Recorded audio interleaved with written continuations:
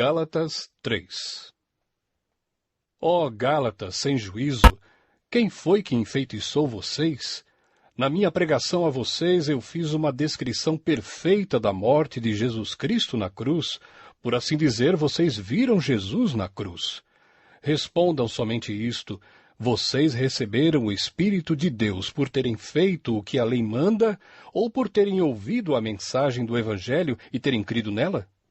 Como é que vocês podem ter tão pouco juízo? Vocês começaram a sua vida cristã pelo poder do Espírito de Deus e agora querem ir até o fim pelas suas próprias forças?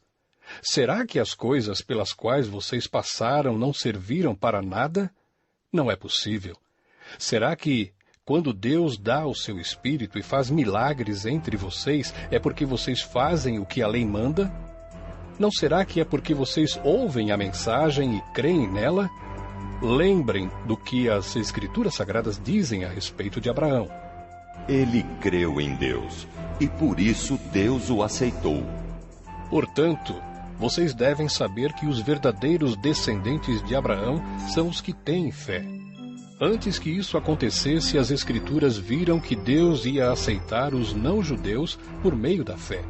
Por isso, antes de chegar o tempo, elas anunciaram a boa notícia a Abraão, dizendo: por meio de você, Deus abençoará todos os povos. Abraão creu e foi abençoado. Portanto, todos os que creem são abençoados como ele foi.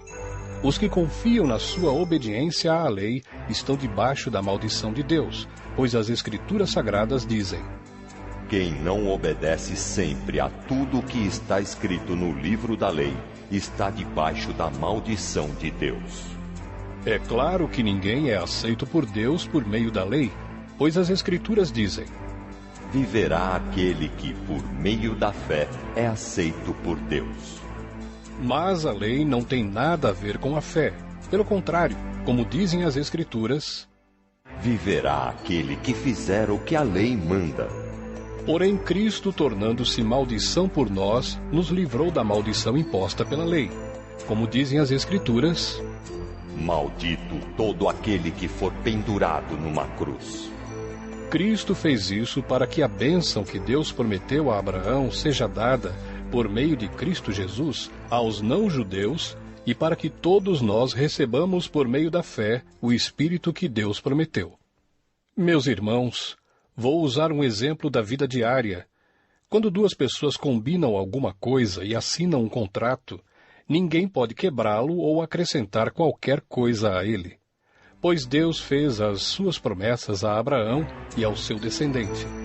Quando as Escrituras dizem que Deus fez as suas promessas a Abraão e à sua descendência, elas não querem dizer que se trata de muitas pessoas, mas de uma só, isto é, Cristo. O que eu quero dizer é o seguinte: Deus fez uma aliança com Abraão e prometeu cumpri-la.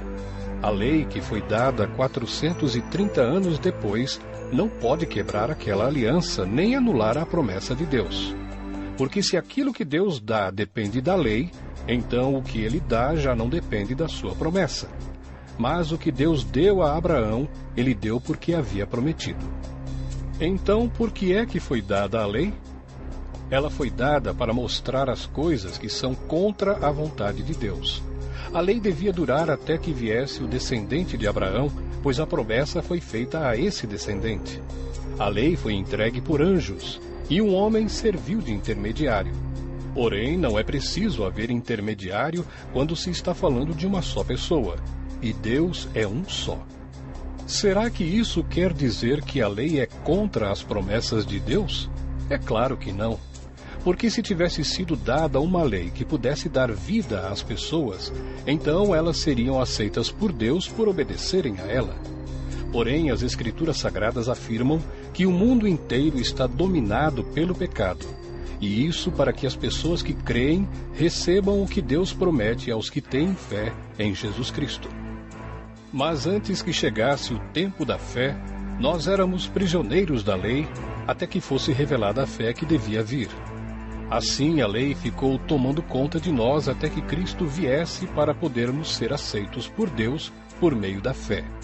Agora que chegou o tempo da fé, não precisamos mais da lei para tomar conta de nós. Pois por meio da fé em Cristo Jesus, todos vocês são filhos de Deus, porque vocês foram batizados para ficarem unidos com Cristo e assim se revestiram com as qualidades do próprio Cristo. Desse modo, não existe diferença entre judeus e não-judeus, entre escravos e pessoas livres, entre homens e mulheres. Todos vocês são um só por estarem unidos com Cristo Jesus. E já que vocês pertencem a Cristo, então são descendentes de Abraão e receberão aquilo que Deus prometeu.